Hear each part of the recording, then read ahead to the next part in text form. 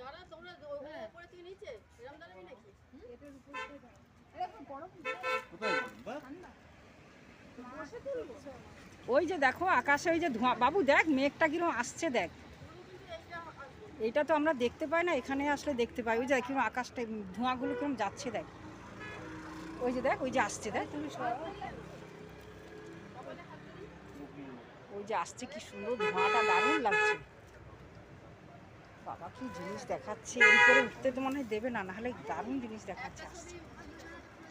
বাবু এটা কে মারা গেছে ওর না? এই যে ধোঁয়াটা আসছে দেখো না কি সুন্দর।